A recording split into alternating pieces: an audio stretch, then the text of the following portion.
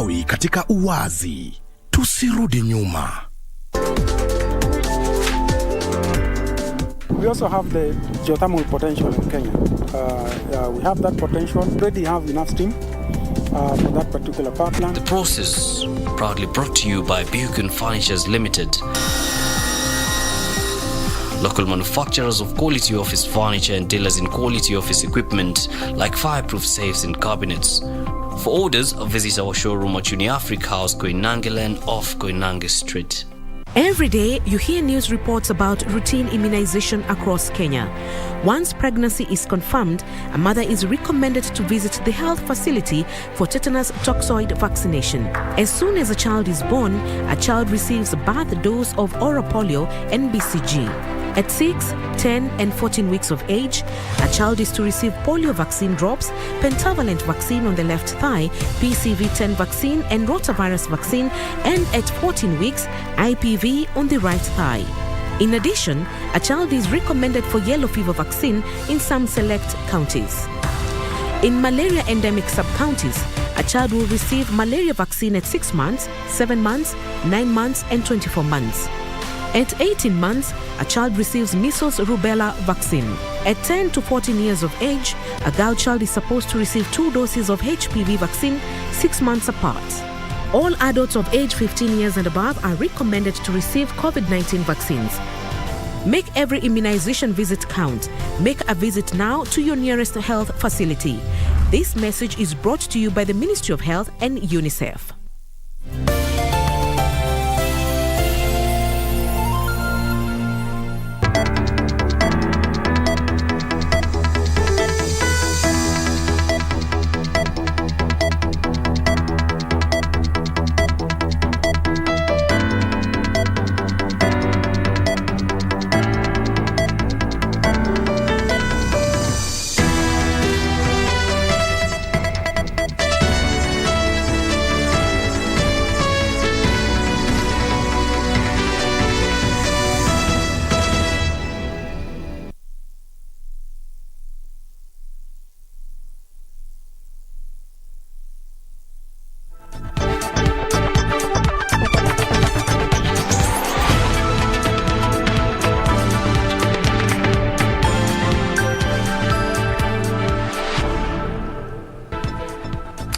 Good evening. Thank you so much for creating time for us today, being the 23rd day of January, the year 2022.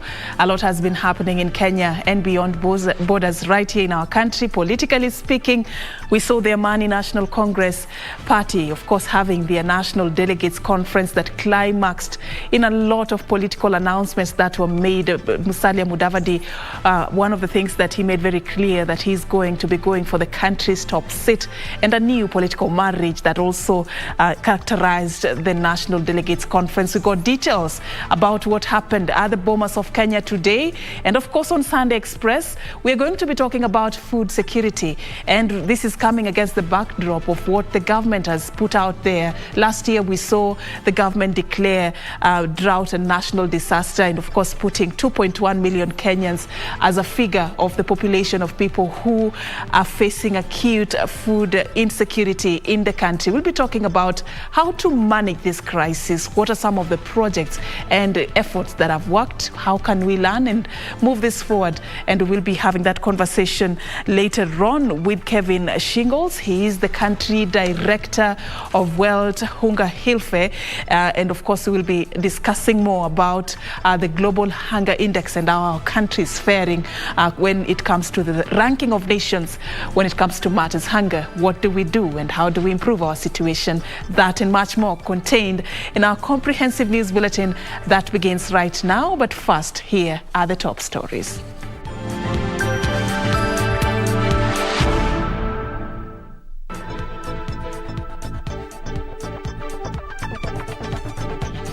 I want to be your next president, and I trust through the will of God of all creation, you will give me the opportunity.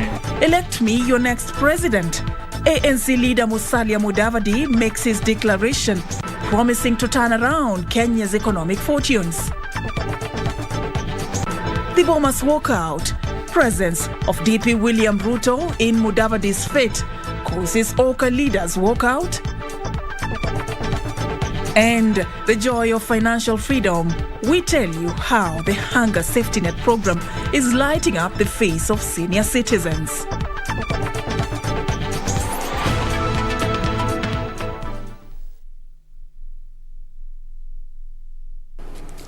Once again, a very warm welcome to the broadcast. My name is Serfine Achieng'Ouma, and our sign language interpreter for the night is Byron Abuli. Welcome on board. Let's begin with our top story. Politically speaking, Amani National Congress Party leader Musalia Mudavadi has officially announced his August polls presidential bid, which he said was pegged on a platform of salvaging the country's economy under the mantra of Uchumi Bora, Pesa Mfukoni.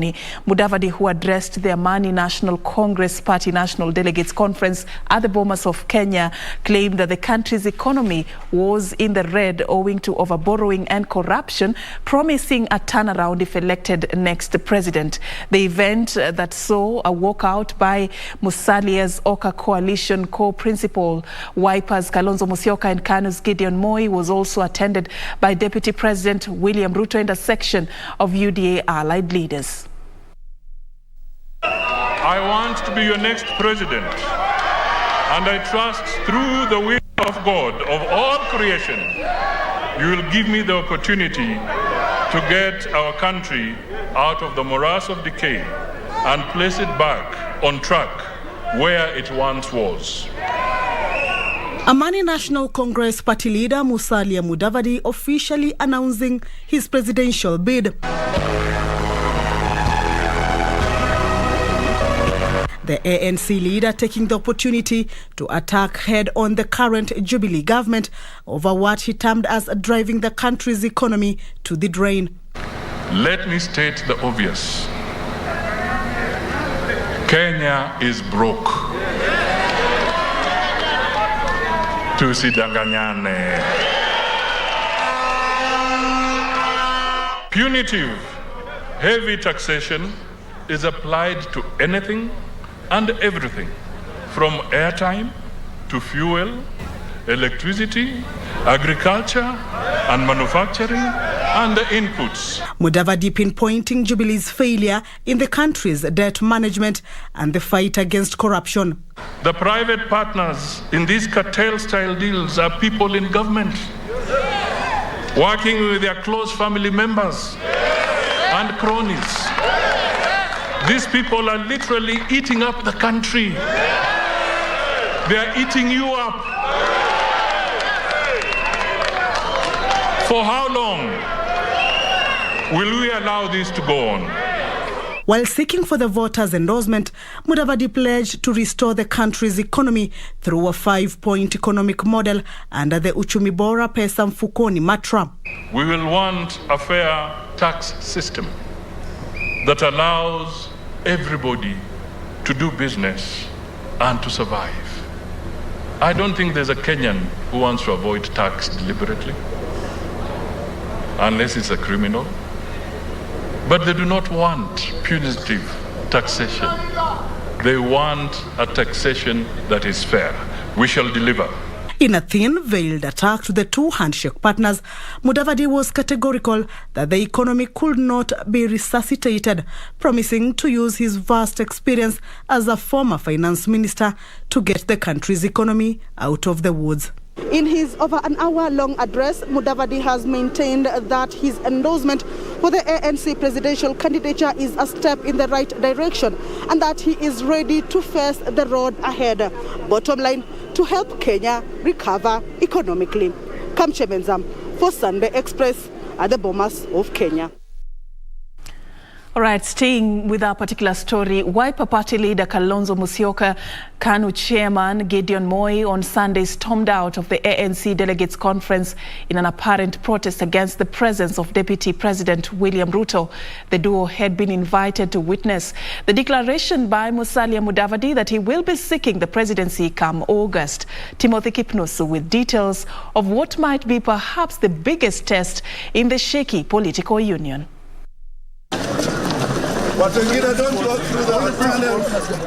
Kalonzo Musyoka and Gideon Moi appear to have turned their backs on their One Kenya Alliance co-principal Musalia Mudavadi on his big day. Na hii earthquake leo Musalia, it has already claimed 2 victims.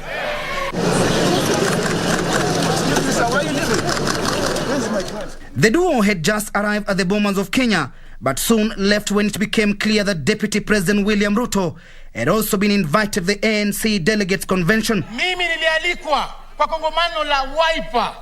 Na vile tulifika huko, tulipata wamealika marafiki zao. Hatukukasirika. Leo mimi nimeshangaa.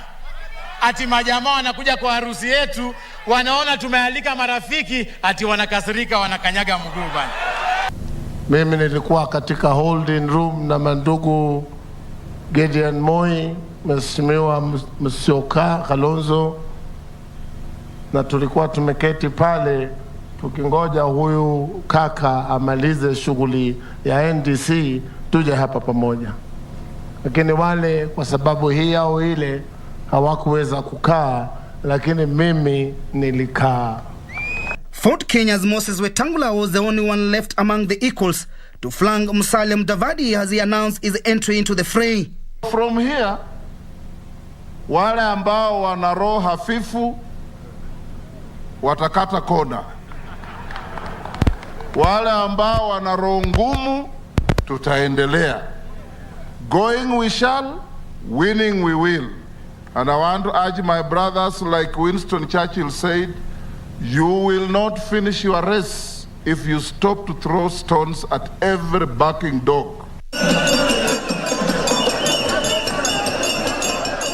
For some, Sunday had been set aside to introduce Musalia Mudavadi to the 2022 presidential contest, but to others the day had been crafted to deliver ORCA to Deputy President William Ruto.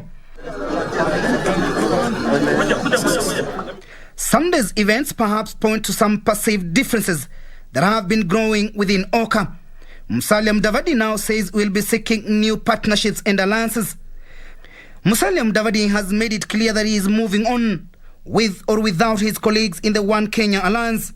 The fallout of ORCA has opened yet another chapter in Kenyan history, with the two principals now forced to go to the drawing board, considering the fact that they have left with the top option, either to support Raila Odinga's Azimio la Umoja or form another formidable pact in their quest to State House. Timothy Kipnusu for Sunday Express. Thank you, Kipnusu, for that. Now, still digging deep into what happened at the Bomas of Kenya. A political pact between Musalia Mudavadi's ANC and William Ruto's UDA could be in the offing, united in the pursuit for economic prosperity. The deputy president and his allies have been reaching out to the ANC party leader over the last couple of weeks for joint political campaigns. The two sides have given the strongest hint yet when the DP attended the ANC National Delegates Conference at the Bomas of Kenya on Sunday.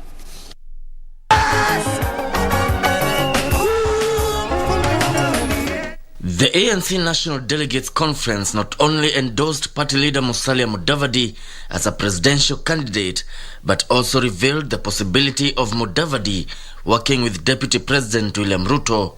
Starting now and in the coming days, ANC will be seeking partnerships on the journey that we are now embarked upon. There is no shortage of friends, of goodwill, and good intent to partner with.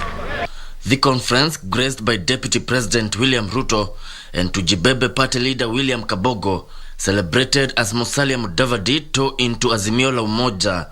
For the avoidance of doubt, the ANC stand, which I am privileged to pronounce, is that the spectre called Azimio is not an option when it comes to partnership. Mudavadi indicating intentions of working with Deputy President in case of a runoff, combining the Ruto slogan of Hustler and ASC slogan of Uchumi Bora. Uchumi Bora, Pesa Mfukoni, is about moving sovereignty to shared economic benefits for all. And the people who've been talking about the economy are in this hall today. The looming pact between Mudavadi and Ruto can be traced to mid-2021 when the ANC party leader declared the NASA coalition dead and vowed not to support ODM leader Raila Odinga. Since then, the deputy president has been reaching out to the ANC leader, who has committed to be on the presidential ballot. The journey to bring this unity together has started in Bomas.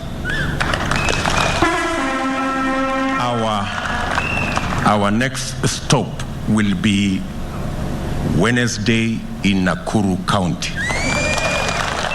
Ishoki Washira, Sunday Express.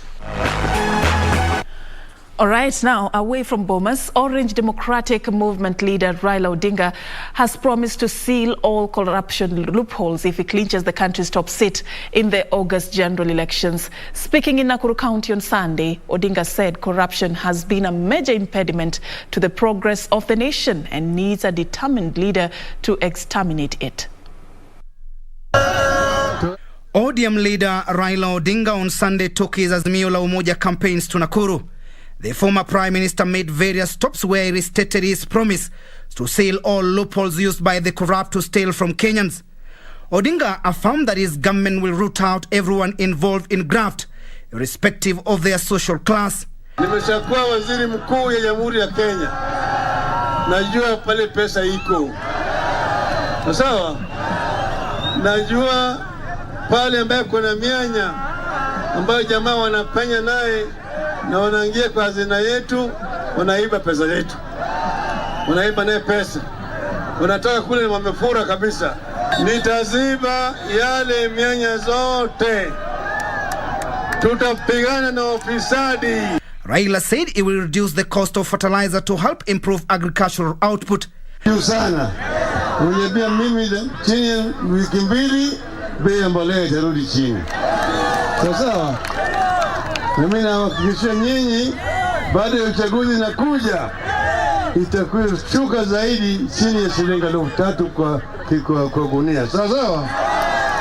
Leaders who accompany him rallied locals behind Azimio la Umoja, which they said has the interests of Kenyans at heart. Kwa basi, alafu ukute wale wengi kwa hiyo basi ni watu ambao wako na makezi ya wizi. Sio ni kuonesha ni basi ya wezi. Sio ni basi ya wezi.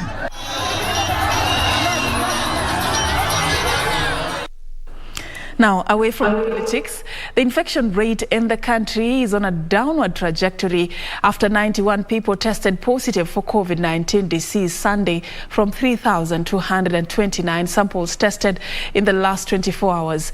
The positivity rate now stands at 2.8%. From the cases, 71 are Kenyans, while 20 are foreigners. 23 patients have succumbed to the disease, all of them being late deaths reported after conducting facility record audits in the month of December 2021 and the month of January 2022. The country's death toll now stands at 5,554.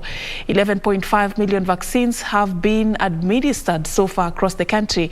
Of these, 6.3 million are partial doses, while those fully vaccinated are slightly above 5 million.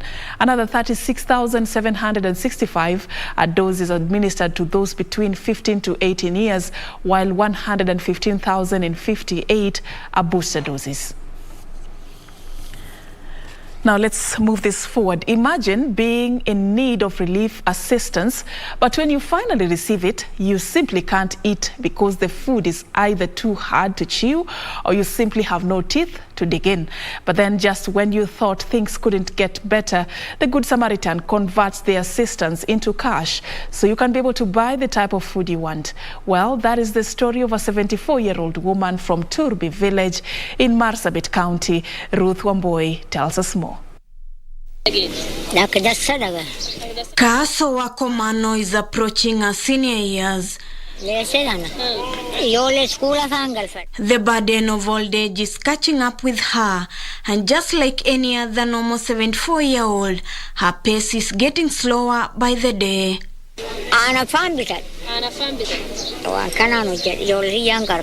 Anasema hiyo pesa kuchukua amefurahi sana, kitu ya kwanza. Alafu alikuwa anaenda naye kutumia kununua maziwa kununua viatu. For months, Kahaso has been receiving food rations from the government, but because she has no teeth, she has had either to give it away or let it sit there. Hii pesa tangu ilikuja hata watu wanaongoja na masikio pesa yake mengi, hata wanasumbua useni, wanapigiwa useni, wanaambia pesa imekuja. Sasa wakisikia imekuja, asubuhi watu wamekaa. Watu nafurahia kabisa. Kahaso is among thousands of senior citizens who depend on the government for their daily upkeep. Wakati hii pesa nakuja, nimesaidika. Mimi akuli mingi, 2,000 mimi nakula, 300 mimi naweka.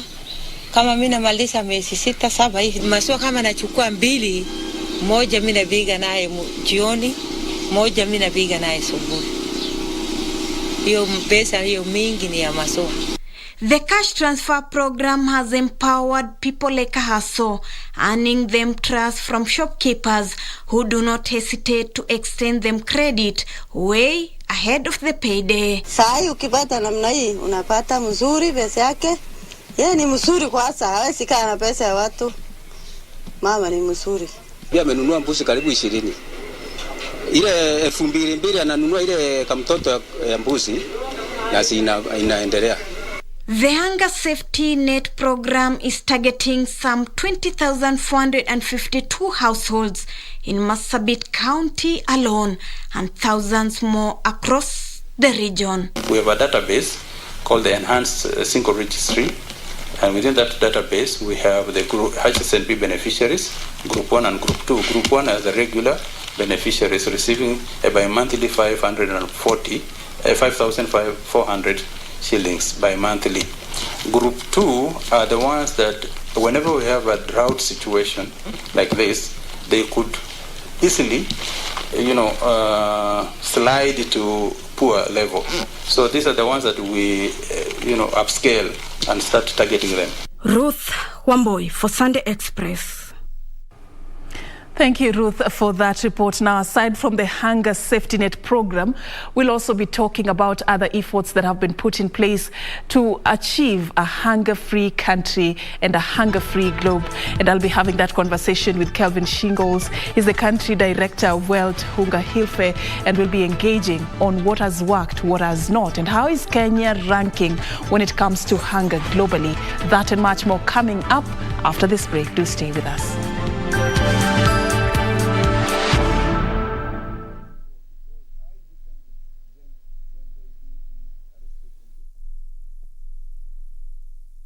Beacon Furnitures Limited. We're local manufacturers of quality office furniture, dealers in quality office equipment like fireproof safes and cabinets. Our automated state-of-the-art factories at Henna House along Enterprise Road in Nairobi's industrial area. Our showroom is at Uniafrica House, Koinange Lane off Koinange Street. We are passionate believers in locally manufactured goods. When you and I buy locally made furniture, we impact on the livelihoods of our brothers and sisters. For orders, visit our showroom at Uniafrica House, Koinange Lane off Koinange Street. Beacon Furnitures Limited. Jenga Kenya, tupate ajira.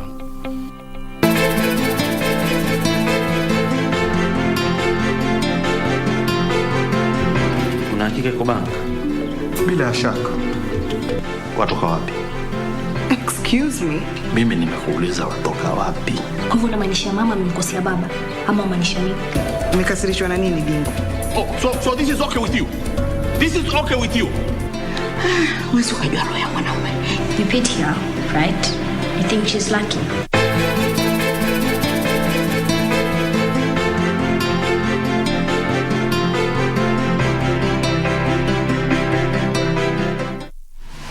Log on to the KBC website at www.kbc.co.ke to get the latest breaking news, entertainment, sports, politics, lifestyle, or business trends from Kenya and around the world. Never miss new episodes from your favorite TV shows, reruns, and movies. Just stream online or watch live on your YouTube channel at KBC Channel 1 TV shows. For the day's biggest stories, trustworthy news, and family entertainment, log on to KBC Channel 1. Watch what you want anytime, anywhere.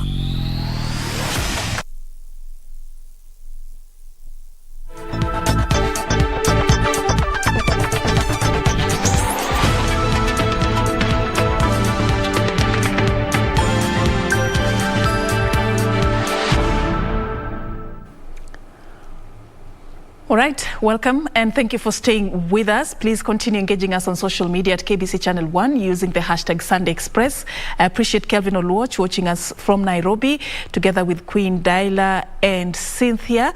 Veleboy Ochieng from Migori County, we appreciate you. And of course, Kiplagat Mutai also, we appreciate you creating time for us this particular night. Of course, let's continue informing you on what we have for you. Just before the interview, very quickly, a few stories I have here. Now, ever wondered how the internal heat of the earth, otherwise known as geothermal, is processed into electricity? In this week's episode of The Process, a weekly news feature, we focus on geothermal power generation.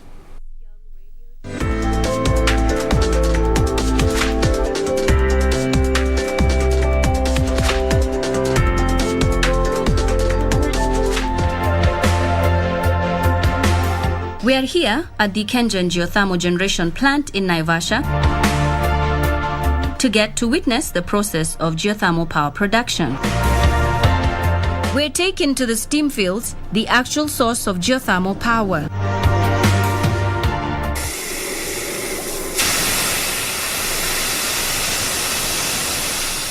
Once then, of course, the geoscientific team has identified the area.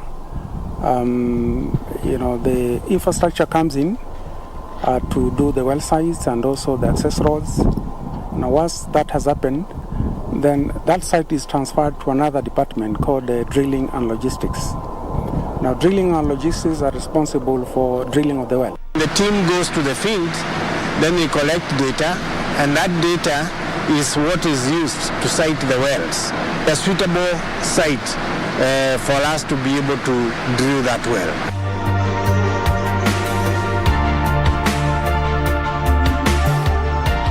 The process of geothermal power making begins here. The steam comes from the steam fields through steam inlets on either side of the plant to allow the steam to flow more efficiently into the turbine. And the turbine is laid such that you can be able to ensure the steam flows from two sides so that it is very efficient. It expands very efficient from the first stage to the last stage. The steam enters the power plant and goes through a separator that separates the water and the steam and ensures that no water gets into the turbine. Once the steam is at the plant, then we will take it through a steam scrubber, and the objective is to remove any water that has remained or that has come with the steam. The steam must be 99.99 dry to be able to operate the turbine in a safe way. The dry steam enters the plant and rotates the turbines at 3,000 evolutions per minute. Once the turbine rotor rotates, it also automatically rotates the generator because the generator rotor is within the electromagnetic field. Electricity is then generated. And once the generation or the turbine rotor rotates, then it rotates the generator rotor.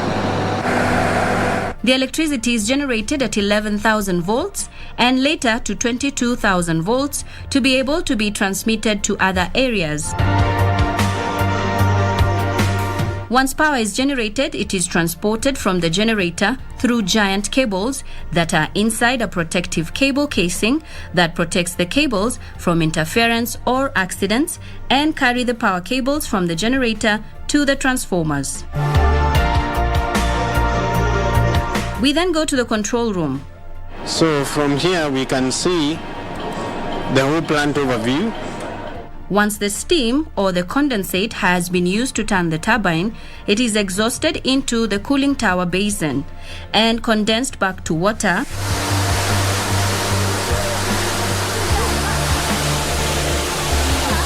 So this is the final stage of the process.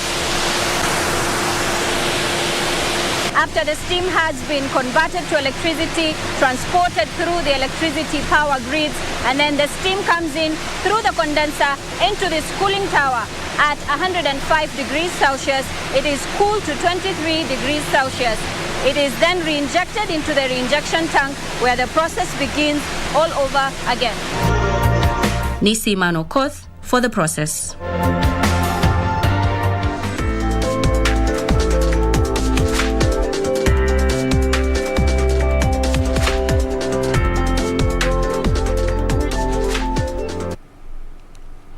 All right, the process turning geothermal into electricity. Now you know. Now on to news making headlines across the counties.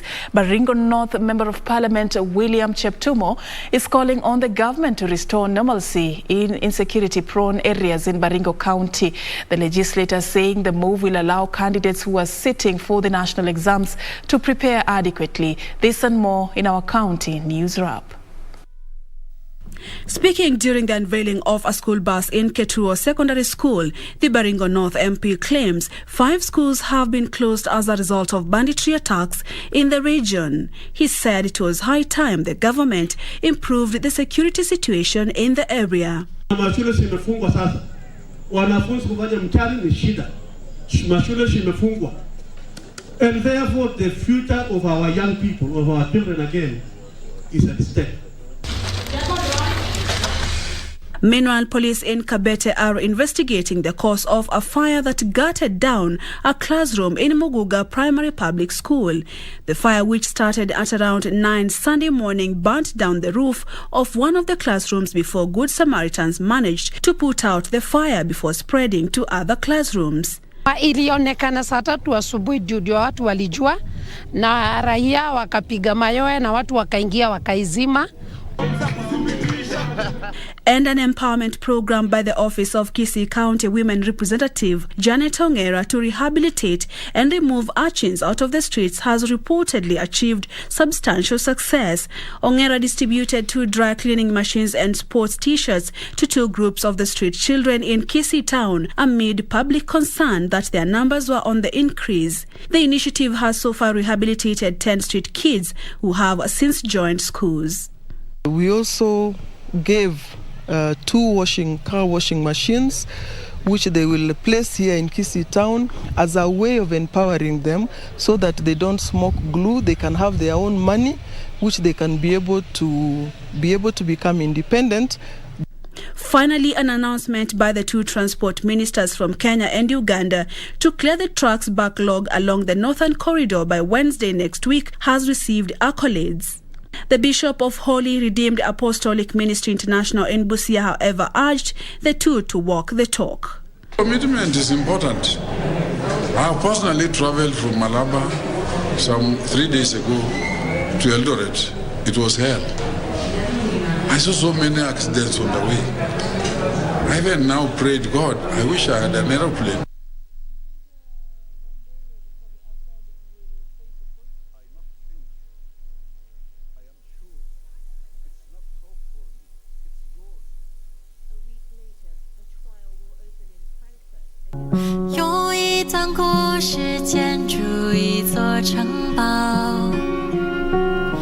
Leave the rest to me. I'm going to figure out where we are going to go from here. You just need to buckle down and work harder and you can achieve success. She hasn't said anything, but I wouldn't say we're that close. If your entire life revolves around fighting and screwing people over, what is there to be happy about? You know, what do I have to be happy about? I have 2 months. I still have a lot I'd like to do. 用一段故事建筑一座城堡，会放进去好久不再。 Do you you have a news story to share with KBC? Get in touch swiftly on email news@kbc.co.ke or call 0723 892 654 or 0734 780 124.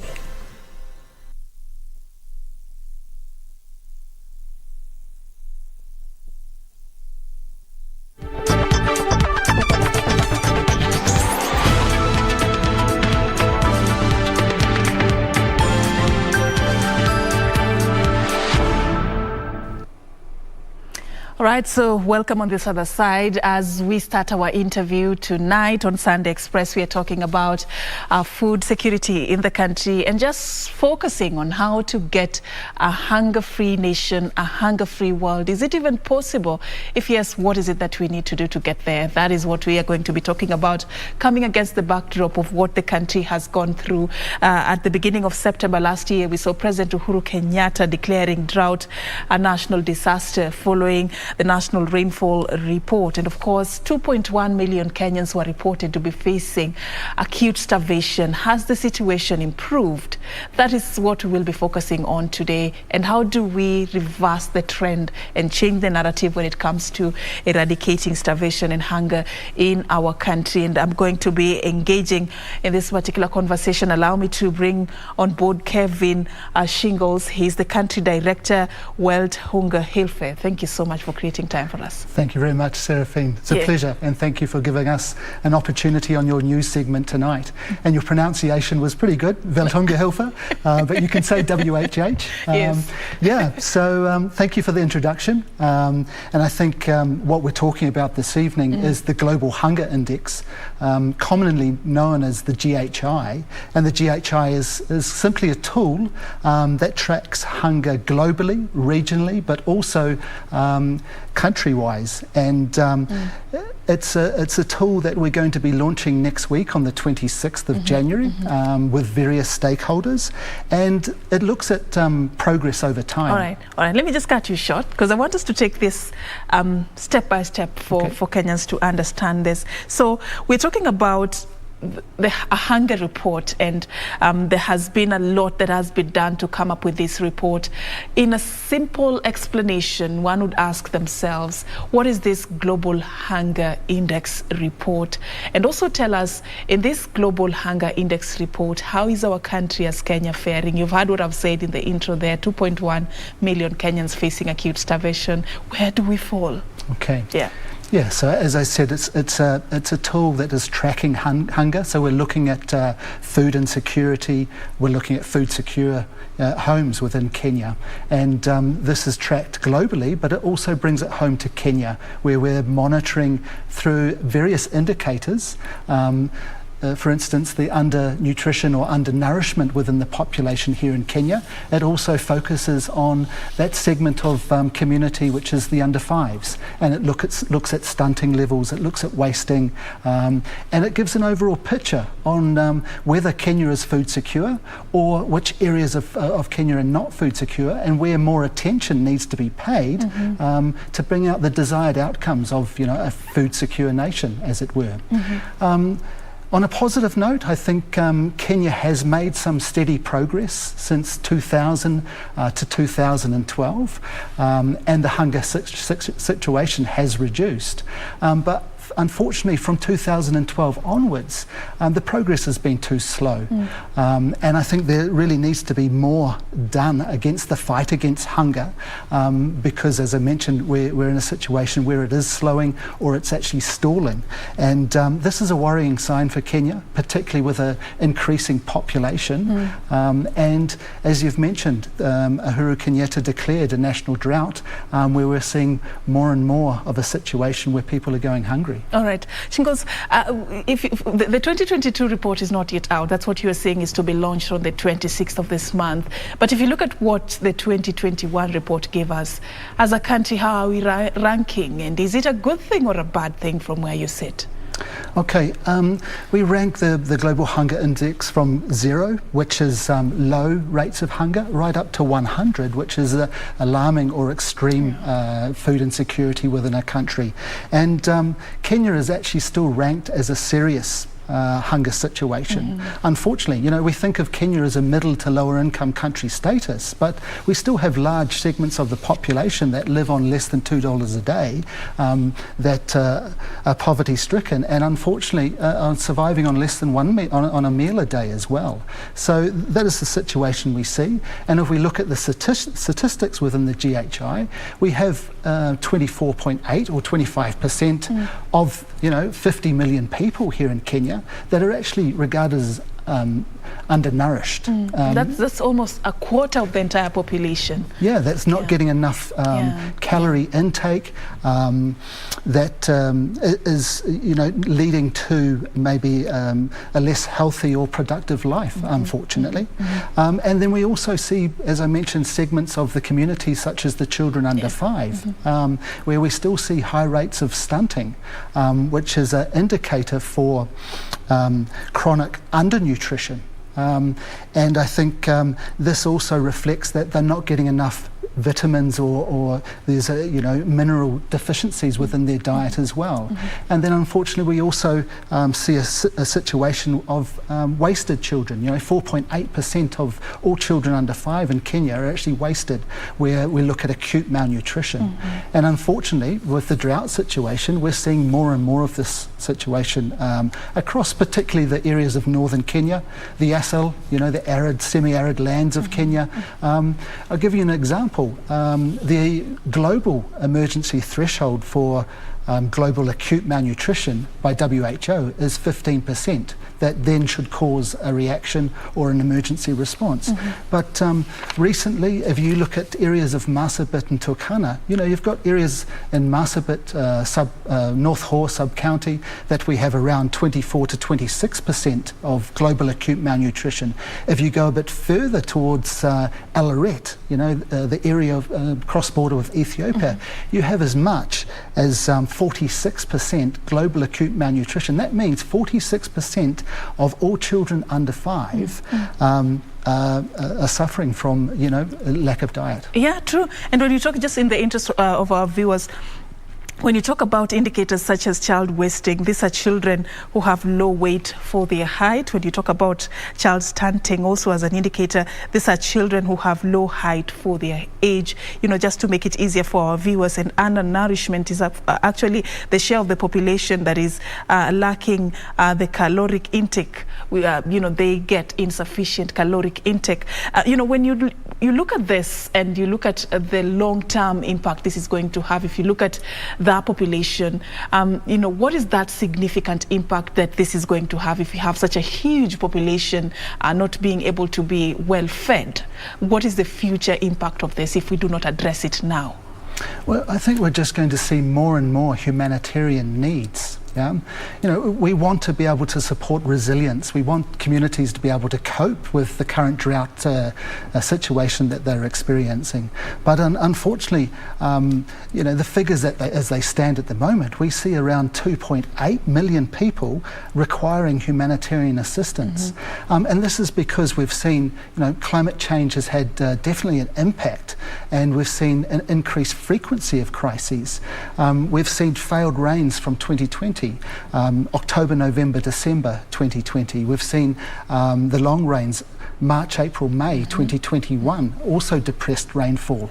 And then we've seen October, November, December 2021 that has also had depressed rainfall, and some areas have received and others haven't received anything. So, this is impacting the current situation within particularly the areas of northern Kenya. Shingles, I want us to be futuristic about this now. We know that there is a problem, there's a crisis, and like you said, even when I asked you that question earlier, Kenya is not at a very good place. Of course, we are making progress, but we are not at a good place when it comes to managing, hunger in among our population. So, your organization has been pivotal in running certain grassroots initiatives, and we are at a point where we're trying to look at lasting solutions for this. I mean, what do you feel has worked and what has failed to work? And even our response, which include, supplying relief food to these populations that are vulnerable, giving cash to those also that need it. Are they helping us to have that long-lasting solution? I think there's been a lot of effort in supporting resilience building Yes. of communities, particularly way back from 2012. And I think that's put us in a better situation where, some communities, some villages, some households are now able to support and protect themselves. But as I mentioned, with these increasing crises that we see, the increased frequency of these crises, their coping ability has been constantly depleted. So I think we need to really emphasise and continue the resilience building. What we want to focus on is self-help capacities. We want communities to be able to help themselves, not rely on humanitarian aid coming in, not food aid coming in. But in your previous segments, it's fantastic that we've seen the hunger safety net has been mentioned, and that now there's two groups. There's the original group, the most vulnerable, and now we've seen an acute crisis situation. So now there's another group that is also receiving a small stipend to be able to get them through this process. So I think these are all great steps. I think also the Kenyan government has done a good job in regard to forming the NDMA, the National Drought Management Authority. So we see figures on a monthly basis on what the situation is throughout the country, and that allows also county governments, obviously devolved functions within those county governments, be able to create contingency plans and be able to respond to the needs that are within the community. All right. So what practical examples of solutions do we have on the table? Things that you yourself have seen work. The challenges that these communities, affected communities, go through. The biggest contributors to the hunger crisis in certain parts of the country.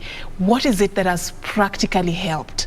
And how far do we need to go? What more do we need to do as a country to change the narrative in these populations? Sure. Like many organisations, we have what we call a global resilience program. So we're supporting pastoralist communities. We're supporting cross-border initiatives. We have programs in Turkana, which are cross-border in the Karamoja region. We have cross-border programs in Marsabit, in the Moyale region, cross-border with Ethiopia. And what we're supporting there is aspects of land use plans. We're looking at natural resource management, and also there's an aspect of conflict that comes into that as well, and making sure that there are peace committees so that pastoralists can cross-border, that animals can access water points and can access grazeland, etc. But there's also other things that we're doing at home. So for example, we support reseeding of grazeland. We support fodder production, so making sure that communities or community groups demarcating areas that they can actually produce fodder, bale that fodder so that when the dry periods come, that their animals have some feed. But I think, what is critical is access to water. Yeah, and we see a lot of households that are trekking up to 8 kilometres just to fetch water for their household needs. So this is something that we've been invested in quite heavily as well. Rehabilitation of water supply, particularly those strategic points where both humans and animals lack water. I think another aspect is the diversity of livelihoods. Often, as you know, you have communities, pregnant women, lactating ladies, you have children under 5, you have the elderly, all in one sort of location or village, while the herders, the men, are out with their livestock. So we're trying to create some livelihoods for that segment of the community as well, so that they can bring in a little bit of income to support their household needs. Is it easy to change how people have seen it, how people have lived? Because many believe this has been our way of life. Every time around this time, we always face drought. This has been our situation. We rely on relief food, and then we pass. And then next year, we're back at this again. Changing that belief, changing that trend, has it been easy? And what strategies are you, employing to get down to the communities and to speak their language and to be able to change their mindset, to start thinking of long-term solutions to their problems? Yeah, I mean, pastoralism is a traditional vocation, yeah? It's a livelihood that has been around for decades. So to change that mindset, to sort of influence a pastoralist family to sell their livestock or diversify is into very agriculture. difficult. Yeah, it's very difficult. I'm trying to imagine that's not easy. But that's what we're also trying to promote. You know, if we are supporting a rehabilitation of a borehole, then we want a mother-to-mother group that's also involved directly with that borehole, so that we can also support good agricultural practices, maybe the production of vegetables, the introduction of indigenous vegetables, to be able to diversify their diet at home as well. So yeah, it is very difficult to change behaviour, but I think we see more and more that, particularly like at the moment, we've got 1.4 million livestock that have been reported as passing away because of the current drought situation and the current rain that we've received. All right. And yeah, unfortunately, is pastoralism sustainable? I think we need to complement that with something else, yeah? Just to find different ways of addressing this crisis. I'm looking at this vision for a world without hunger.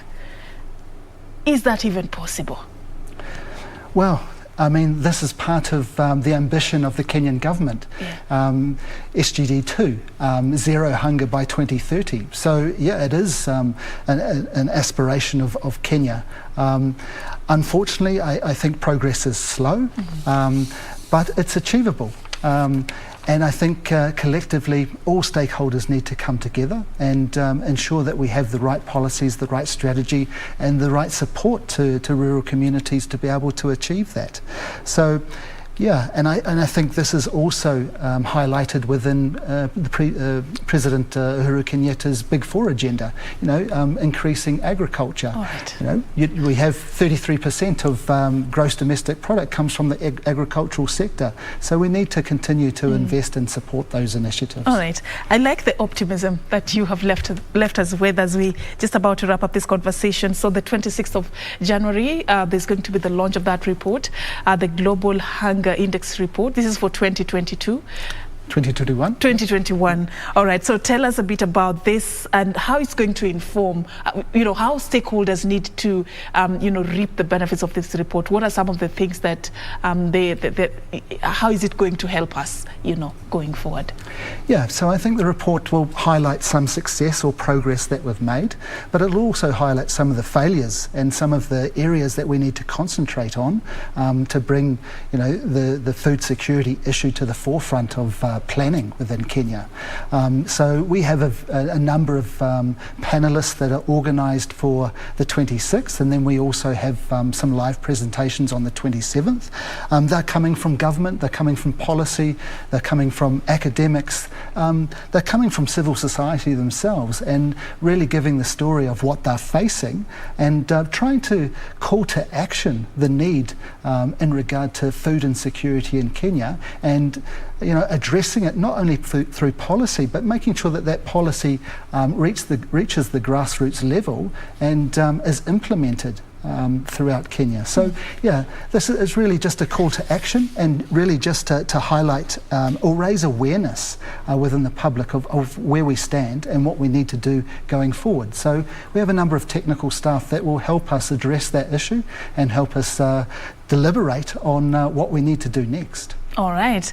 Kevin Shingles, thank you for your time and, of course, just helping us understand more about the Global Hunger Index report and how our country is faring, how it has been ranked when it comes to the indicators that, form this particular, index report. Of course, on the 26th of January, this coming, this month, actually, there's going to be the launch of that particular report, something to look forward to. Kevin is the country director for World Hunger Welfare Foundation. Thank you once again for your time. Thank you very much. All right. And on that note, we are going to be taking a very short break. Still more lined up ahead for you. The latest from the world of sports coming up in just a bit. To stay with us.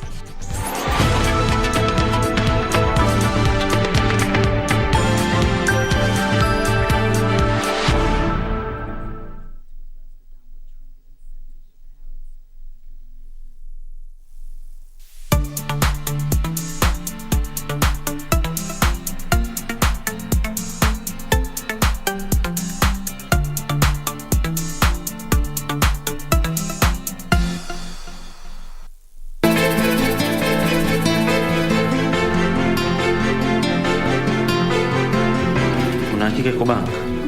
Bila shaka. Watoka wapi?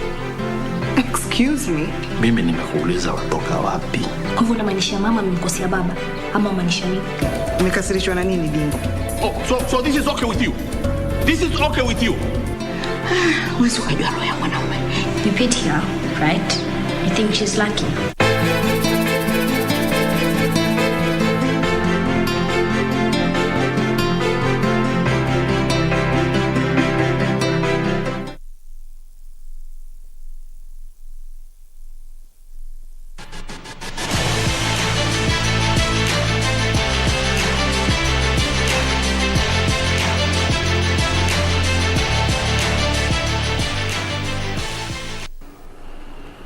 All right, and now let's focus on the sports news.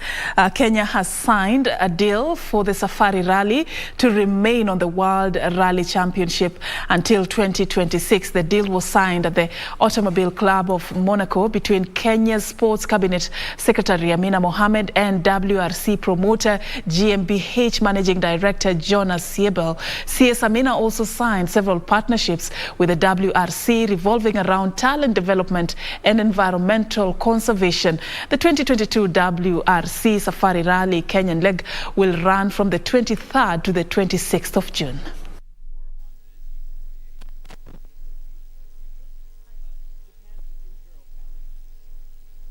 As a country, we are also keen to grow the Women in Motorsport program, which I'm personally passionate about, to ensure that women are not excluded in rally competitions. In keeping with our intent to lead and deliver on the Sustainable Development Goals, we have charted 2 legacy projects championed by His Excellency President Uhuru Kenyatta to secure sustainability and improve the conditions of our host institutions and our host counties. It means really a lot. It's such an iconic event with such a strong tradition, heritage, the whole passion of the people. And I feel that the people, and I saw it last year, that the people are so thankful that we created this comeback already last year. So for us, for the continuous growth of the WRC as a global relevant championship, it means a lot. Sprinter Ferdinand Omanyala has been nominated for the Sportsman of the Year category and will hope to win the award during the Sports Personality of the Year Awards Gala, which will be held in Kakamega on Tuesday evening. The sprinter will battle for the top honors against 2-time Olympic marathon gold medalist Eliud Kipchoge, Tokyo Olympics 800-meter gold medalist Emmanuel Korir, rally ace Carl Tundo, and rugby player Alvin Otieno. Ferdinand Omanyala is among 5 nominees fighting for the Sportsman of the Year 2021 award. Omanyala made history at the Tokyo 2020 Olympic Games, becoming the first Kenyan to reach the semi-finals in the men's 100 meters. He went ahead to equal his 100 meters national record with a time of 10.01 seconds in the first round, where he wound up third and eventually reached the semi-finals. Omanyala would later settle for third position in a new national record time of 10 seconds flat, even though he failed to make the final. He moved to Europe, where he became the first Kenyan to run under 10 seconds when he won his 100-meter semi-final in a new national record time of 9.96 seconds at the International Just Call-Off meeting in Austria. He further shaved off more microseconds, winning the final in 9.86 seconds on the same day. He then made his debut at the Diamond League in Brussels on September 3rd, making him the first Kenyan to compete in 100 meters in the event. He finished 4th in a time of 10.02 seconds. Omanyala went on to break the 100 meters African record, finishing 2nd in 9.77 seconds during the Kip Keino Classic in Nairobi. This made him the fastest man in the world this season and 8th fastest man in history. Omanyala will battle for the top honors against 2-time Olympic marathon gold medalist Eliud Kipchoge, Tokyo Olympics 800 meters gold medalist Emmanuel Korir, race ace Carl Tundo, and rugby player Alvin Otieno. Now moving on, Nairobi's Banda School emerged victorious in the girls under-14 race as the 23rd edition of the annual Hog Charge ended at Peponi School, Ruiru today. Nairobi's Peponi House Preparatory School and Pembroke School of Gilgil registered a photo finish in the boys under 14 category after they both crossed the finishing line in 60 minutes. The Banda School emerged victorious in the 23rd edition of the annual Hog Charge held at Peponi School, Ruiru. Banda, who needed exactly 60 minutes to cut the tape, shook off stiff challenge from St. Andrew's Preparatory Turi, who emerged runners-up after cycling for 84 minutes. In the under 14 mixed category, a combined team of Peponi School and the International School of Kenya triumphed in 64 minutes, while Nairobi Academy clinched the runners-up position in a time of 67 minutes. Nairobi's Peponi House Preparatory School and Pembroke School of Gilgil registered a photo finish in the boys under 14 category after they both crossed the finishing line in 60 minutes. Ruiru's Peponi School were third placed in 66 minutes. It's fun and joying. It's good and it helps your body to have a healthier. To be healthy. The Hog Charge is a children's bicycle event that takes place at Peponi School and on the Northlands Ranch, where the children are in teams of 4 and they have to navigate their way through a course of 6 or 7 checkpoints. The Hog Charge, sponsored by Brookside Dairy and Northlands City, is Kenya's national mountain bike competitions for teens. Over 700 riders braved the hot and dusty conditions at the Sukari Ranch, Ruiru, to participate in the event, whose proceeds go towards supporting the Rhino Ark, which is involved in a conservation project that focuses on the Mount Kenya water towers. Right, away from that, the battle for the top honours in the Kenya Basketball Federation League continued to intensify as KCA Ladies Division 1 team beat Multimedia University team 38-20 in the Division 1 quarter-final match that was played at Nyayo National Stadium. KCA claimed a 11-2 win in the first quarter before settling for a 7-7 draw in the second. KCA continued its form of brilliance and won 11-05 in the third quarter and a 9-6 win in the fourth. Elsewhere, Equity Bank claimed a 73-36 win over African Nazarene University team, while Footprints beat Western Delight 49-47.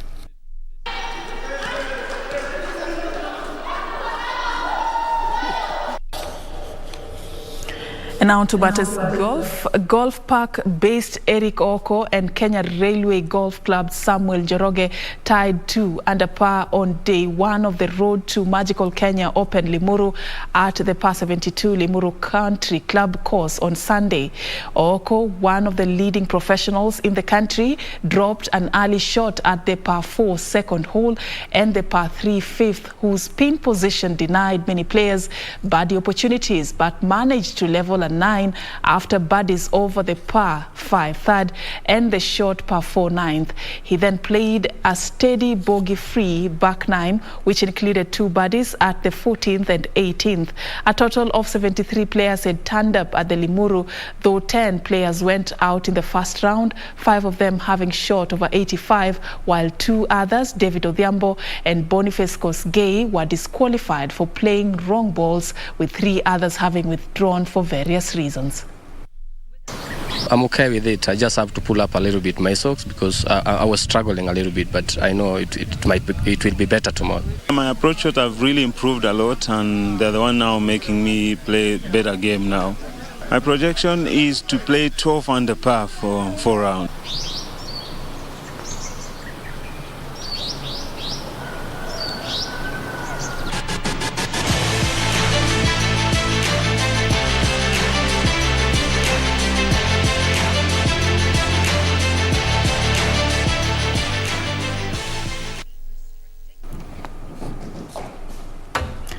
All right, allow me to close it there. We appreciate you for watching Sunday Express tonight. Thank you so much for all of you who created time to catch the latest on the bulletin. Please continue interacting with us on social media, www.kbc.co.ke. That's our website. On YouTube, find us at KBC Channel 1 News. My name is Serfine Achieng'Ouma. Our sign language interpreter has been Byron Abuli. Have a good night and God bless.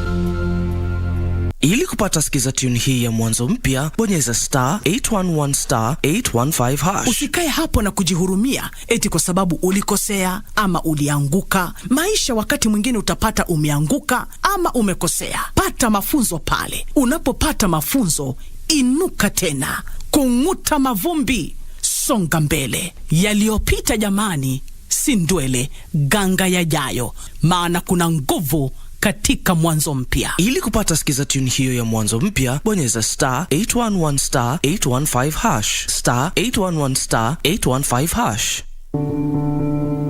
Tusirudi nyuma kwa mipaka na nchi kufungwa. Tusirudi kwa biashara na shule kufungwa. Kwa kutoweza kukutana. Kwa kutengana na tuwapendao. Tusirudi nyuma. Na kuhitaji unikinge, pata chanjo. Ili tuendelee na maisha vizuri. Na kuhitaji unikinge, pata chanjo. Na kuhitaji unikinge, pata chanjo. Na kuhitaji unikinge, pata chanjo. Na kuhitaji unikinge, pata chanjo. Ili tuendeleze maisha bora kwa ajili ya wapendao, nchi yetu na usoni wetu. Kwa ajili yetu sisi sote. Pata chanjo. Kaa chonjo. Kuhakikisha nchi yetu na uchumi wetu umestawi katika uwazi. Tusirudi nyuma. Mundos divididos por una sombra de traición. She's starting to have problems with the people who work for the Ferrers. This only shows the kind of morals your brother has. Why are you always defending him? He treats you like dirt, but you never do anything. Lower your voice. Is there any reason for me to refuse him? Me? Am I not enough reason? What should I do? I'm worried that Mariela won't stop until she gets what she wants because she thinks that she deserves justice, Father. You did! Stupid brat, no one... You don't have any right to insult me. I know that you're also going to deny that you stole the land that belongs to my grandfather. Can anyone tell me who that was? Lying heart. Fue sembrando el veneno y la ambición.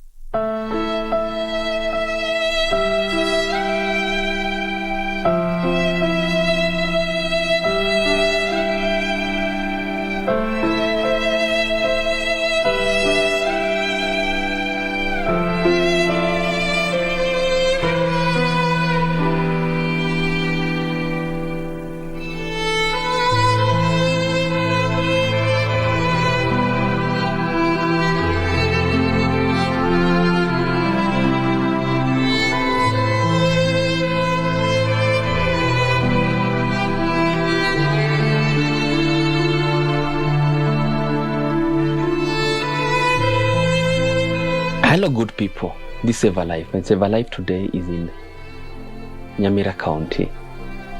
And today we are going to bring you a very moving story. And for me, when nilifika hapa nilitoka na machozi.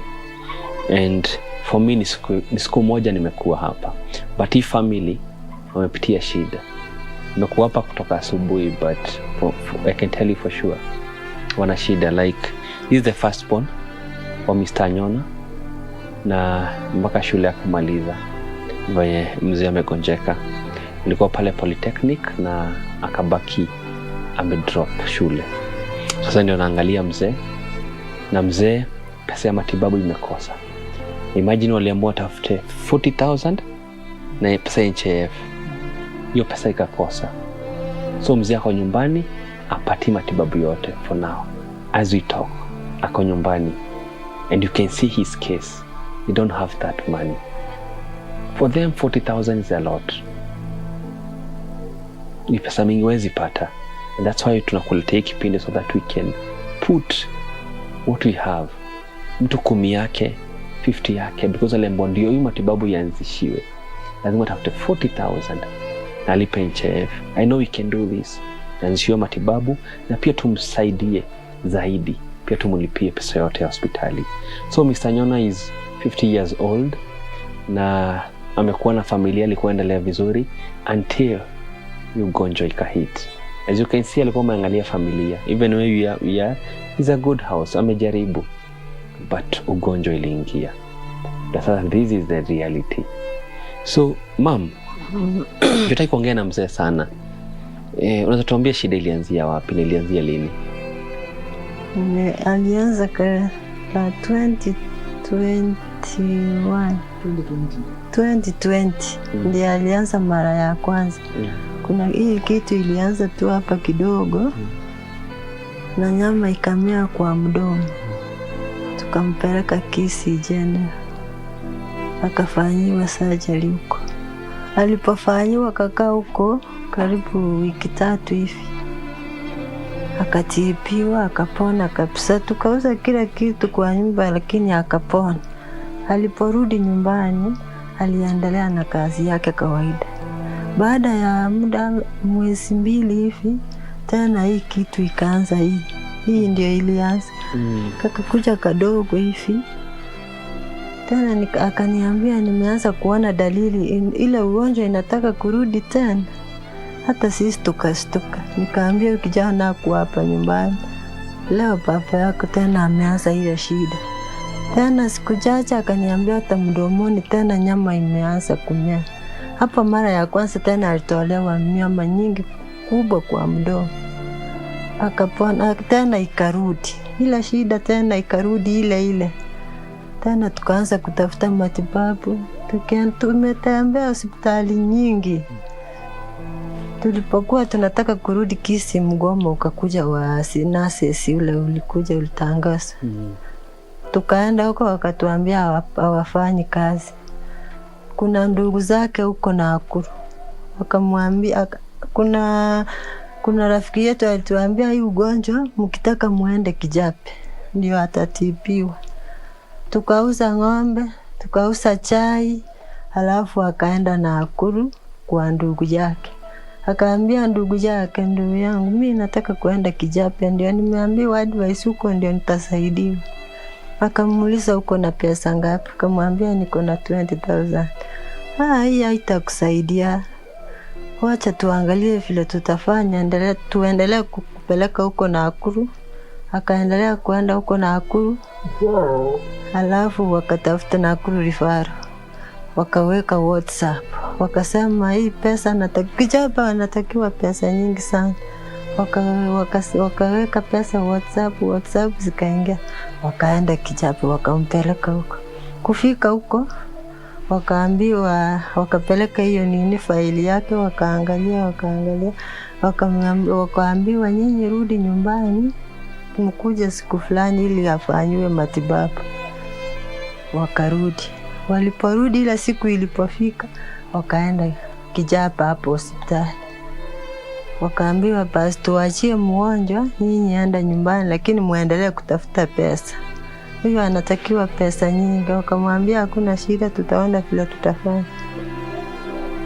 Huyu akapaki hospitali. Kesho ikafika usiku hivi karibu saa 1, akaambiwa kesho kaa chonjo na ukue tayari uende theater. Halafu wakakaa, wakakuja wakamtoa kwa wodi, akapelekwa kwa theater. Kufika huko kwa theater, kuna daktari wengi walimzingira, wengi, hata kulikuwa na wazungu wengi. Wakamzingira, wakawa tayari kumpeleka afanyiwe surgery. Daktari mkubwa alipofika akamwangalia, akawaambia huyu hawezi fanyiwa surgery. Mkimfanyia ataaga saa hii. Wacha akae kwa ward tuone vile atapata dawa. Alafu tena anatakiwa chemotherapy. Wao walipotoka Nakuru tena wakakuja wakapata mgonjwa kwa vile walimwacha. Wakaelezewa huyu akifanyiwa surgery ataenda, anatakiwa mtafute pesa mfanyie chemotherapy. Haya, wakaambiwa sasa tutumwacha hapa ama tuende, tunataka tuende na mgonjwa wetu, tuende kutafuta, hebu tupatie pili ya hospitali. Hiyo siku 3 bila dawa, bila tembe, bila chochote. Wakamwambia walipe 108. Wakasema, wakauliza tulipe hizi pesa zote na mchamtibu, si mmeomba pili, leta pesa hiyo pili ya 108 halafu mpeleke aende mwende 100 100 na 180 108 wakalipa hata kupatiwa hata tembe. Waliporudi Nakuru wakaanza kwenda Nakuru General kwenda huko. Huyo akasema hata kama si kutibiwa huko Kijapa hapa nitapata matibabu kweli. Hata pesa ambazo zilikuwa nazo zimeisha. Wacha niende nyumbani, niende kutafuta njia nyingine. Tukakuja akaendelea kutibiwa, tukamtibu, tunanunua madawa kila siku, halali bila dawa. Tena akakuja miguu ikafura, ikakataa kutembea. Tunampepa na huyu kijana, tunamtoa nje, tunamrudisha. Tunamtoa nje, tunamrudisha. Tukakuja tukapata daktari mwingine akaanza kumponya. Ndiye akapona miguu, lakini tena nimeona imeanza kufura leo. Tumepitia mengi, alafu ametibiwa, tukaona hatuwezi kumwacha hivi. Hata mate inatoka kila wakati. Anakula chakula light, ninanunua maziwa, ninunue supu, anakula tu vitu light. Na hiyo yote ni kununua maniwe, nifanye blended. Ni blend viazi, ni blend ndizi. Ndio anakula tu. Tena mate inatoka tu, inatoka. Halafu tukaona sasa tutaacha. Huyu mwana anaendelea kulia, sasa mnaniangalia nikufi, mnaniacha tu. Nifanye nini? Tukaambia relative, marafiki wetu, simtufanyie mchanga halafu tupate kitu kidogo tena tuuza hata hii chai na ng'ombe tena yenye imepaki hapa. Wakatutafutia pesa kidogo. Halafu tukaambiwa tumpeleke Moi Rifaro. Tulipoambiwa tumpeleke Moi Rifaro, tukapata tu pesa kidogo. Tena tukaanza kupiga, hii kweli itatufikisha transport, tena tuende kushughulikia mgonjwa. Kulikuwa na ndugu yetu mmoja ambaye ni daktari, akatuambia wacha tutafute huyo daktari mkubwa mwenye ako huko Eldoret, ambaye tungeenda tumpate huko. Akatuambia huyu anakuja Oasis Saturday only. Basi wacha tuongea na yeye, aniambia atafika saa ngapi ndio tutoe mgonjwa hapa. Akatupigia simu on Saturday, ilikuwa Saturday imepita tu karibu wiki 2 hivi tulipotoka huko. Tukaenda mpaka Oasis, tukaambiwa amefika saa 6 na sisi tukafika huko saa 6 hivi. Huyo daktari akamwangalia, akasema anatakiwa afanyiwe test 8. Akafanyiwa, tukalipa pesa nyingi tena. Alafu tukaandikiwa madawa. Huyo kijana akaenda akanunua madawa. Tena tukarudi nyumbani bila pesa, bila kutibiwa. Lakini daktari akatuambia nitamtibu. enda mjase NHIF.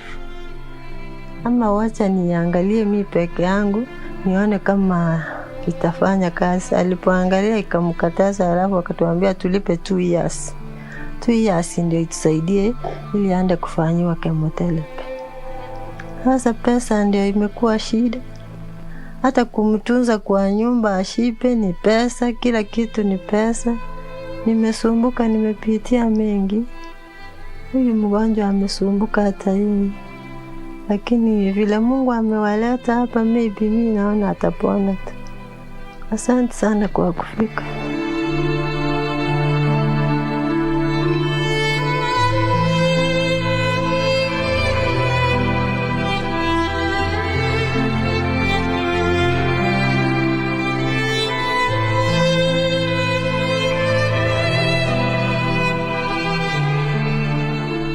Nimerudisha huyu kijana alikuwa Kisii Polytechnic for first year. Anatakiwa asome 3 years. Akaacha kwa sababu ya ugonjwa. Na kuna wa pili na yeye alitakiwa aendelee kosi yenye alikuwa nayo akaacha nje. Sasa anafanya tu vibarua. Na niko na mwingine ako form 3, hata alifika shuleni akarudisha. So kuna form 3 amefukuzwa shule? Alifika tu na kuna wa Polytechnic. So kuna watoto wawili wanafaa kulipiwa shule. Nimesumbuka hata akili zangu zimeenda mbali. Silali, usiku ni mkulia tu, ni kuumwa tu. Kuna wakati tunakaa mpaka asubuhi.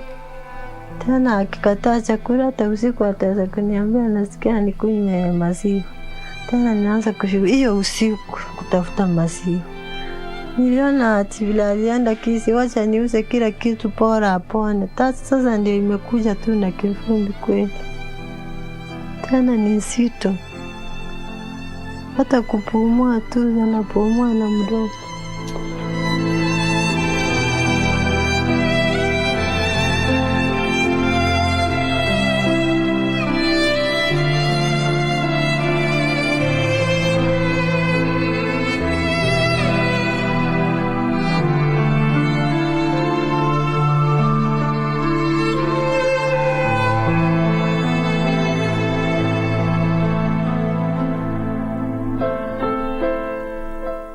This is sad.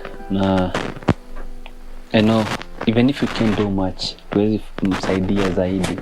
Kwa tunasemaga we do our part na Mungu anafanya wengine. But kitu pia nimeelewa ni eti this young man alikuwa Polytechnic na ametoka shule, amedrop because mzee mwenye alikuwa na jikamua na mlipia shule hajamaliza.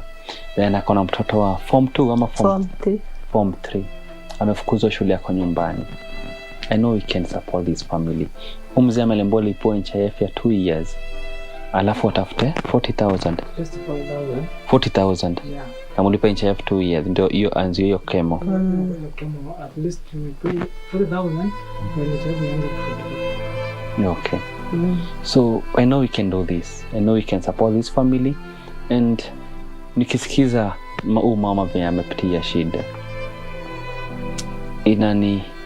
inaniletea na understand what people go through when they have a sick person. And now this man was a breadwinner.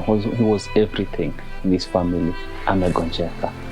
Sawa mako, amechanganyikiwa because now he's starting a new life. He's now the breadwinner. You can understand. So it's quite sad, but it's the reality. The reality. And I hope even the government wanatazama vitu kama hizi, because mtu kama huyu hafai kuwa nyumbani juu ya finances, atiana pesa za hospitali. And this is a challenge also to all Kenyans. Kindly pay your NHIF. NHIF has to be active. Make sure it is active, because you don't know about tomorrow. But today I hope utaguzwa so that you can work with this family. Mwenye anasikiza, namwambia mwenye ameguzwa anisaidie, kwa sababu nimeuza kila kitu. Nimeuza hata ng'ombe yenye nilikuwa nakamua kunywa maziwa, chai yenye nilikuwa ninachuna waende shule nimeuza, hata shamba nimeuza. Nimeuza kila kitu, hata sina mbele wala nyuma.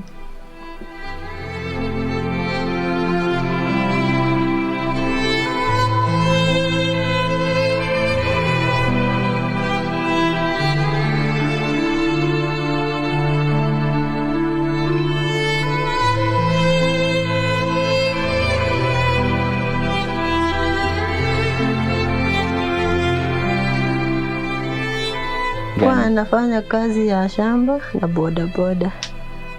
Tumepanda chai, ndio tunatumika chai, na kitoa ingine kwa barabara tunawalipia. Hata hakuna siku walikuwa wanakaa nje. Na hiyo chai mliuza? Chai tuliuza, hata ng'ombe ilikuwa hapa tumeuza. So mabaki hauna kitu mama? Sina. Hata ile yenye alikuwa anapata maziwa kidogo, leo ni kununua tu. So, nasikia mzee alikuwa mtu wa bodaboda. And I know, leo pia nda kuchallenge watu wa bodaboda. Acha tushikane. He's one of us. Mzee alijikakamua, alishughulikia familia yake na hiyo kazi ya bodaboda. But today he's unable to do that.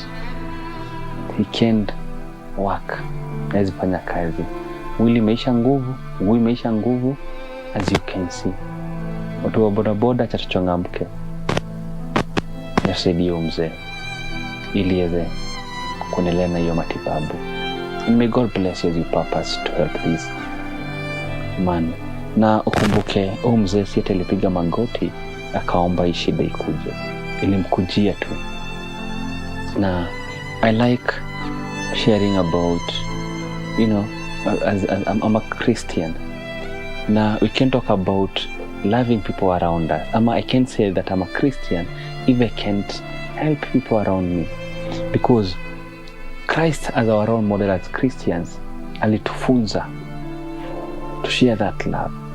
Ali put in action because ali sacrifice life yake because ya dhambi zetu. That he demonstrated love, generosity, na akatukufia. We can do the same by serving such people with whatever you have. And remember, we don't give because we have a lot. No. We give ile Mungu ametupea. And giving is not losing.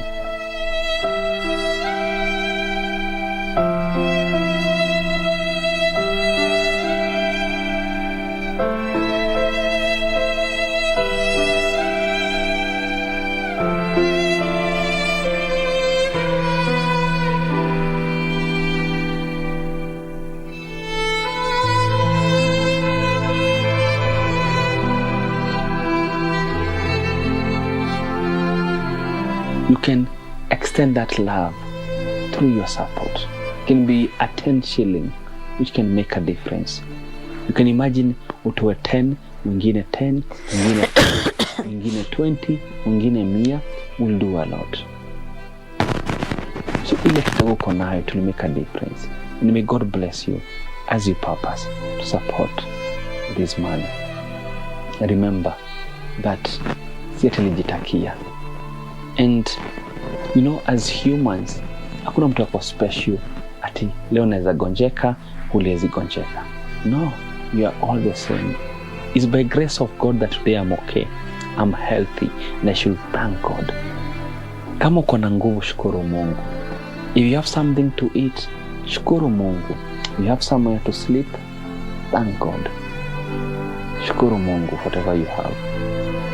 And Mungu amekupea hiyo nafasi that you can serve him, because as we say, that service to humanity is service to God, and the greatest thing that you can do in this universe is to serve God.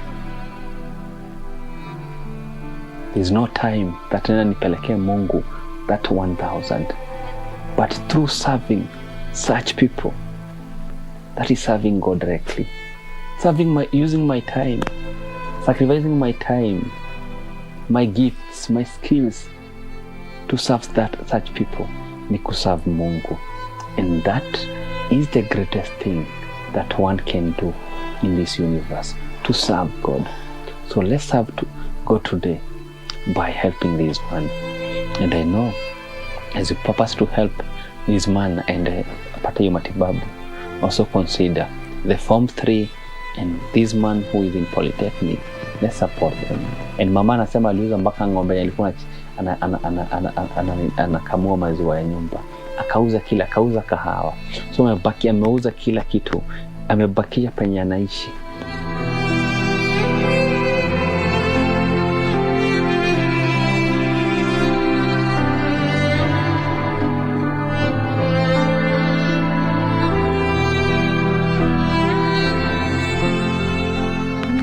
Nalia tu kila siku.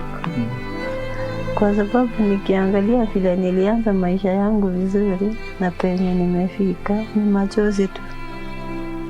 Na hata watoto wangu wangekuwa wameenda mbali hata watusaidia.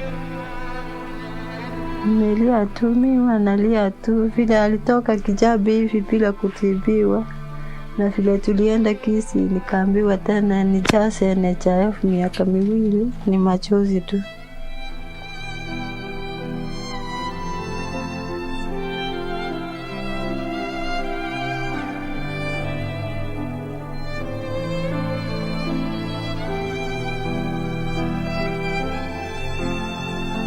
Nimepitia shida nyingi kwa sababu sitoki, sitafuti pesa vile nilikuwa nachuna chai ninapata mshahara.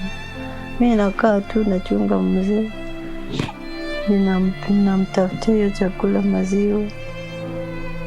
Hata kuna wakati ninapigia ndugu zangu ama marafiki zangu wanitumia hata 50 bob nimnunulie maziwa kwa sababu ya kuishi. Hata wao wananisaidia, lakini hakuna mwenye atakusaidia kila siku. Leo watu wengine wanachoka, saa zingine tukiwapigia wakiona simu yako hawashiki, kwa sababu wanajua huyu ni anaomba kwa sababu ya ugonjwa. Kumwangalia tu nikulia, nikimwekea chakula anashindwa kula, tena ninarudisha. Hiyo ni njia nyingine ya kutoa machozi tena. Naambia Mungu afanye miujiza yake, amponye kwa sababu aliponya wengi, ama anifungulie njia ya kupata pesa atibiwe, ama nipate atume malaika wake vile leo amekutuma. Maybe wewe ndio malaika amenitumia unitafutie pesa tumtoe kwa nyumba. Viewer, it is sad now.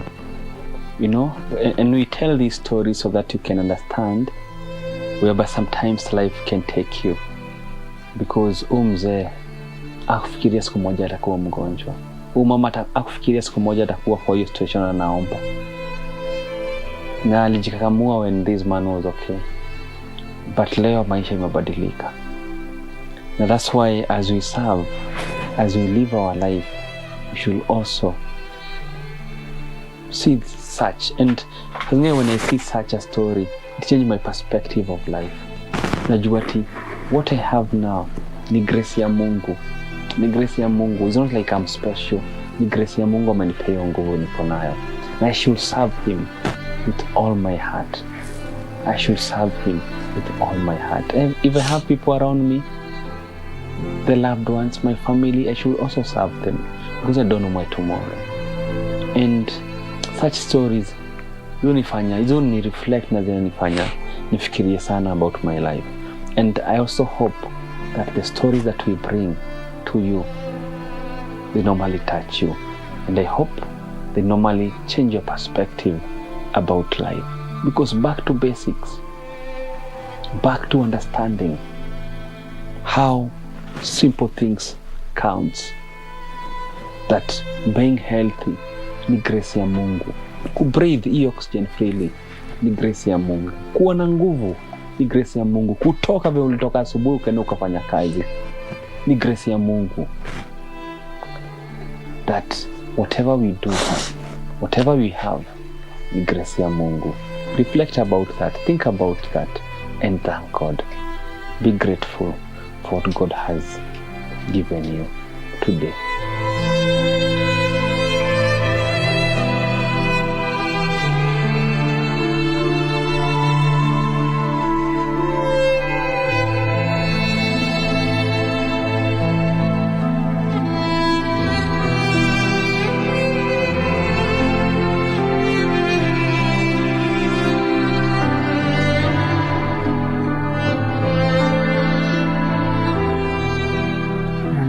msaye chanyona.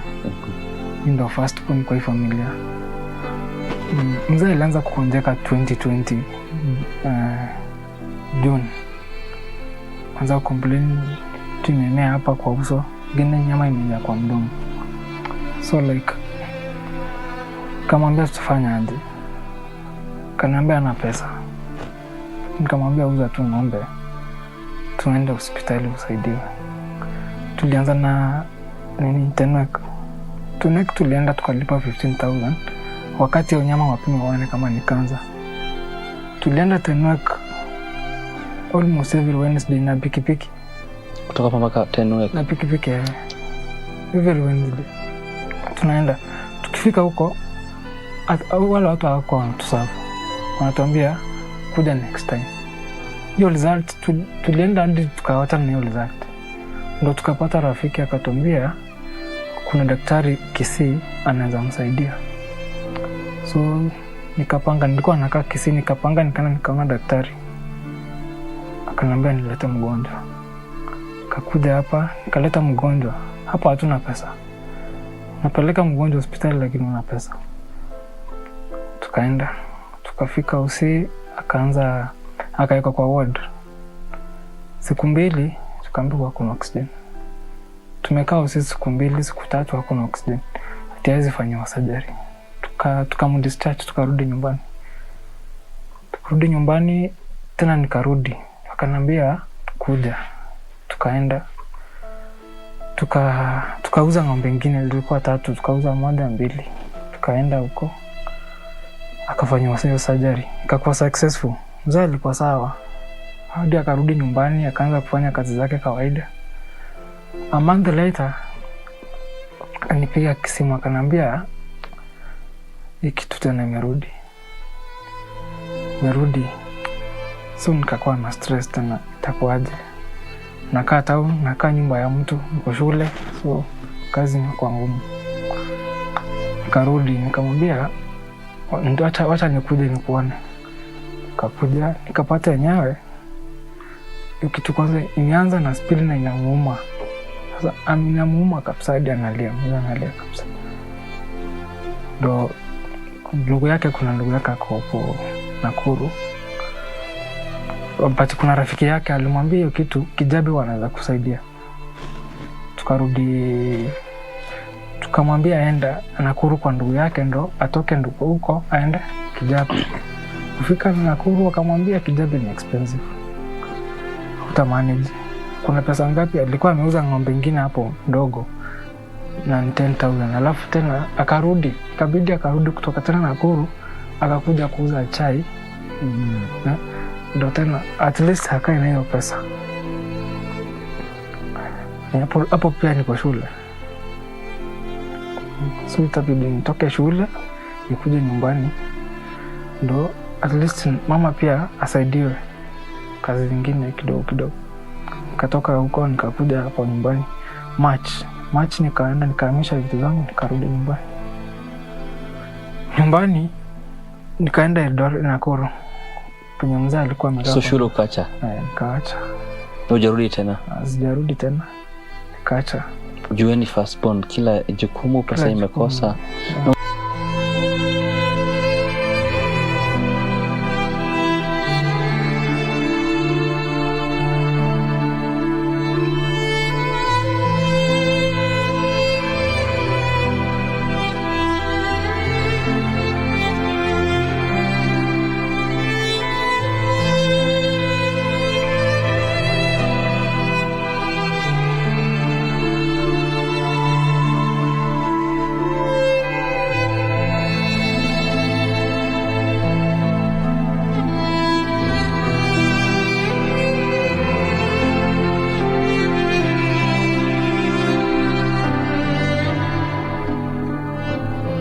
Zan ndachika pesa kama 40,000. Aanze nayo. Yokemo. Okay. Yani at least NHIF yezi anza kukulipia. Okay, alikuwa analipa kutoka nyuma. Lakini wanataka at least ikae paid for 2 years so that ianze kazi. Yani ndio imsaidie for long. Yeah. So tukaambiwa lakini haitaanza kufanya. Tafuta 12,000. Okay. Nini 40,000. Alipa NHIF na alipa 40,000. Alipa 4,000 cash ndo anze. So tukasema tulifanya fundraising hapo. Tukaraise kitu 36,000.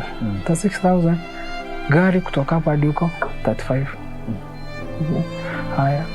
Kutoka hapo hospitali tests alifanywa 16,000. Ile pesa tena ikaisha. Madawa. Kuna dawa daktari amwandikia, unajua painkiller ya ugonjwa kama hii ni expensive. Unajua moja inakaa 1,000. 3,000 hata nilitumia 7,500. Hiyo siku peke yake. Hiyo pesa ikaisha, tukapata tutarudi hospitali. So sasa aende hospitali yako hapa tu. Ako hapa tu sasa. Naongoja tu someone to come and help. At least someone anakuja tusaidie. Tuone kama tunaweza mtoa hapa tumpeleke hospitali. Kwanza akiamka, ukimwona akiamka anatoka kwa nyumba. Kama umesimama mahali utarudi tuulie tu. Ni uchungu. Ndio ni mtu alikuwa amezoea kazi zake vizuri. Alafu ukimwona sasa hivi nyako ngumu. Nasikia vibaya sana. Ukiongea na Mungu unamwambia gaje?